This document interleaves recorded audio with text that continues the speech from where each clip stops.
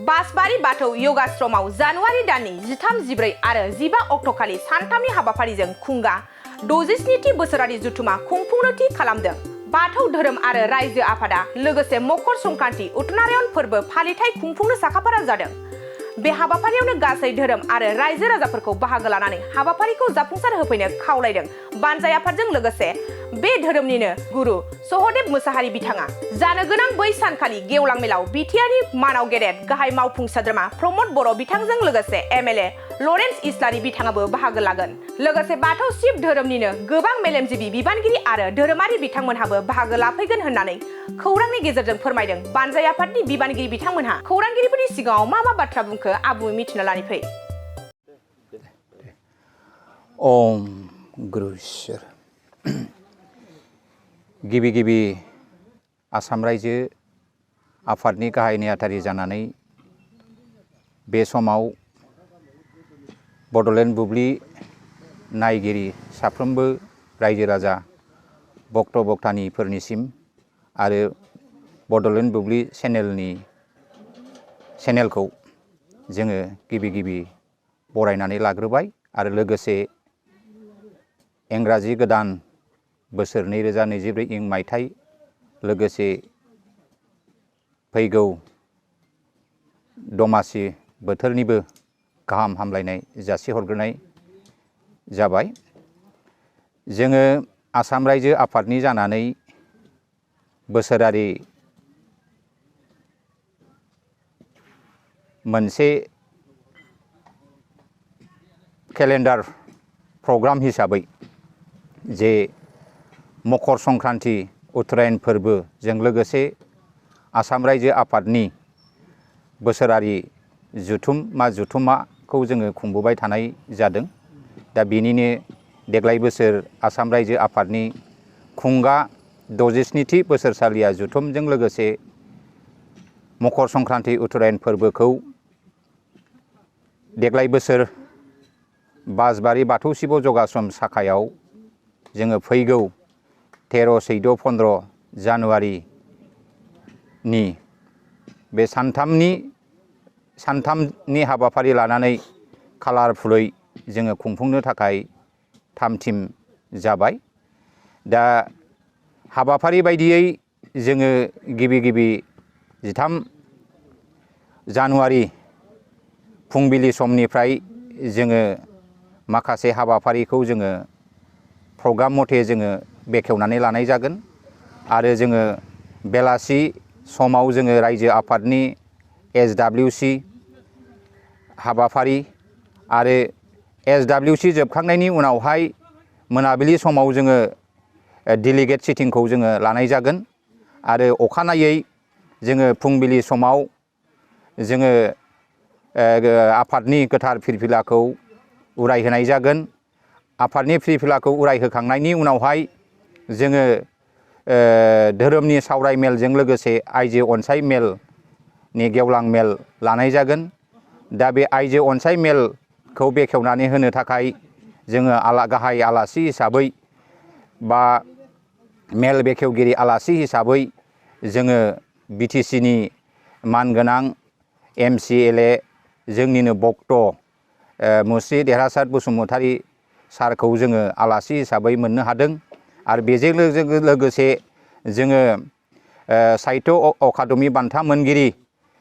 मुस्रिमा प्रतिमा नन्दि नार्जारी बायद'खौ जोङो गाहाय आलासि हिसाबै जों मोननो हादों। दा बे हाबाफारि बायदियै जोङो 14 थारिखआव बे हाबाफारिखौ लानाय जादों। बेनिफ्राय जोङो मोनाबिलि समाव जोङो धोरोमारि हारिमु आयदाखौ जों लानाय जादों। दा हारिमु आयदाखौ बेखेवगिरि हिसाबै जोङो बिसमुरि हालामनि सिङाव थानाय बासबारि गामिनि सिङाव थानाय मानगोनां मुस्रि केशब मोसाहारि बिथांखौ हारिमु बादायलायनायखौ बेखेवनानै होनो थाखाय गाहाय बेखेवगिरि आलासि हिसाबै जोङो मोननो हादों। बेनिफ्राय जोङो 15 थारिख खालि फुंबिलि समाव जोङो मा होनना बुङो सोरांसि जोङो मकर संक्रान्तिनि मा होनना बुङो बावखौ गंगा स्नान देखा दामब्रा दैमायाव जोङो मोनाबिलि बा फुंबिलि सोरां 4टा बाजायाव जोङो गंगा स्नान खालामनाय जागोन। गंगा स्नान होखांनायनि उनावहाय जोङो फुंबिलि समाव जोङो बाथौ हुम जैग' होनाय जागोन। गोथार मकर संक्रान्ति गंगा स्नान खालामनायनि असिलायै बेनि उनाव जोङो 11टा बाजियाव जोङो गेवलां मेलखौ लानाय जादों। दा बे गेवलां मेलाव गाहाय आलासि हिसाबै जोङो बिटिआरनि मानगोनां चिफ प्रमद बर' सारखौ जों मोननो हादों आरो बेजों लोगोसे जोङो गाहाय आलासि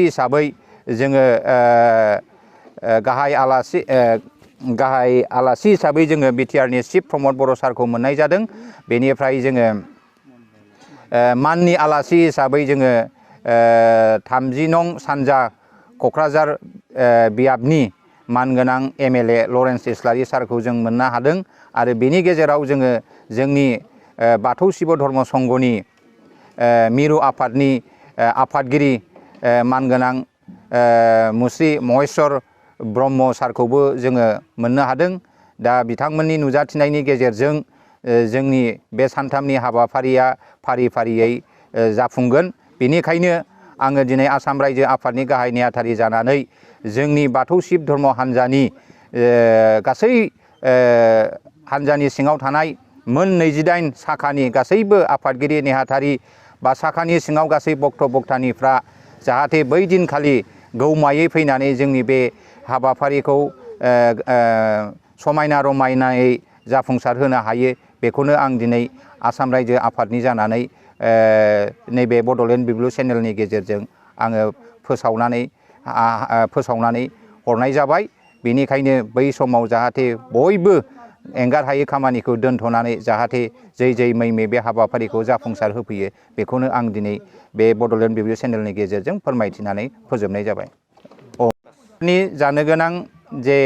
67थि खुंगा 67 बोसोरसालिया जुथुम लोगोसे मकर संक्रान्ति उथ्रायन फोरबोखौ जोङो बासबारि बाथौ शिब जगाश्रम साखायाव जों खुंनो लादों। दा बे बासबारि बाथौ शिब जगाश्रमनि थावनिया जे बिसमुरि बाजार अर्थात बिसमुरि बाजारनि खोलाजों थानाय नेशनेल 31 नं सि राजा लामानि थोंजों सा फारसे उल्थापानि सरलपारा थांनाय लामाजों 4 किल'मिटार जानथायाव थानाय दाउलुद बाजारनि साखाथियाव थानाय बे बासबारि बाथौ शिब जगाश्रम साखायावनो बे जोंनि जानो गोनां सानथामनि जे हाबाफारि जे खुंगा 67थि बाथौ शिब धर्म संघनि बोसोरसालिया जुथुमा लोगोसे मकर संक्रान्ति उथ्रायन फोरबोखौ बे थावनियाव खुंफुंनाय जागोन। खुलुमबाय। देग्लाय 1430 बोसोरनि गेजेराव जोंनि बाथौ शिब धर्म संगठननि रायजो आफादनि खुंनो गोनां मकर संक्रान्ति आरो उत्तरायन फोरबोखौ जोंनि बे बासबारि बाथौ शिब जगाश्रम तीर्थआवनो खुंनो लादों। बे खुंनाय हाबाफारिखौ जोंनि बाथौ शिब धर्म संगठननि बासबारि साखानि रायजो राजाया खुंना हरनो थाखाय आखायाव लानाय जादों आरो जोंनि बे मकर संक्रान्ति तिथिया जोंनि बाथौ शिब धर्म संगठननिनो सोरगोआरि जालांनाय बनदेब उल्था बाबा सिद्ध जगाश्रम तीर्थखौ सृष्टि खालामग्रा महर्षि बाथौ रत्न गुरु स्वामी नवीन ब्रह्मरि तीर्थआनो जोंनि बाथौ शिब धर्म संगठननि गेजेराव जे खामानिखौ मावनो आखायाव लायो बे खामानिखौ मावनोब्ला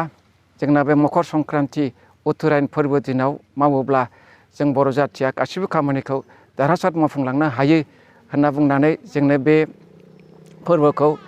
जोंनि बाथौ शिब धर्म संगठननि रायजो आफादाव थि खालामनानै गथायना होनाय जादों। दा जोंनि बाथौ शिब धर्म संगठननि रायजो आफादा बोसोरै खुंबाय थाग्रा दिनैसिम 67 बार खुंबोनाय जाबाय। बे खुंबोनाय तिथिखौ देग्लायबो जोङो बे बासबारि बाथौ जगाश्रम तीर्थआवनो जोंनि रायजो आफादा खुंनो लानायनि गेजेरजों जोंनि बाथौ शिब धर्म संगठननि 10 संस्कारनि बाथौ धोरोमजों बर' जाथिखौ जेरावबो बाथौखौनो खुलुमै जातिखौ रैखा खालामनो थाखाय हारिखौ सिनायथि होनो थाखाय जों बयबो साखा फारा जानानै थायोब्ला बर' जातिनि गेजेराव मुंदांखा जागोन ओरै होननानै आं बाथौ शिब धर्म संगठननि गुरु आफादनि सासे गुरु जानानै आं बे फंनैसो बिबुंथिखौ मुलुगाव बुंथिनाय जाबाय जाहाथे जोंनि बे बाथौ शिब धर्म संगठना फैगौ जानुवारि 13, 14, 15 2024 दा बे जोंनि मकर संक्रान्ति तिथिनि गेवलां मेल जानाय बोथोराव जोंनि बर' जातिया भक्त मुगैलाया जासे बयबो फैनानै बे धर्म संगठननि गेजेराव नुजाफैनानै धोरोमनि मेलखौ खोनासंफैजोबनो हागोन होननानै आं गुरु जानानै फोसावहरनाय जाबाय जाहाथे बयबो जुदि फैनानै धोरोमखौ खौसेयैनो खोनासंलायनानै बुजिलायनानै जाहाथे जों जातिखौ बर' बाथौ धोरोमजों बर' जातिखौ जाहाथे मुलुगाव गोसारहोनो हायो आं बेखौनो फंनैसो बिबुंथिनि गेजेरजों रायजो राजा आइ आफा बिदा फंबाय बयनोबो फोसावहरनाय जाबाय। ओम।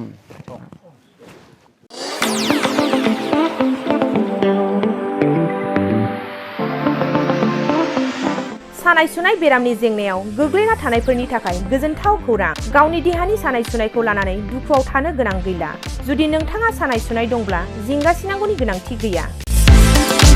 नंगौ चिरां जिल्लानि बेंटल गेट चापागुरियाव थानाय SI निउर'थेरापि सेन्टाराव नोंथाङा गोरलैयैनो देहानि सानाय सुनायखौ फाहामथाय लानो हागोन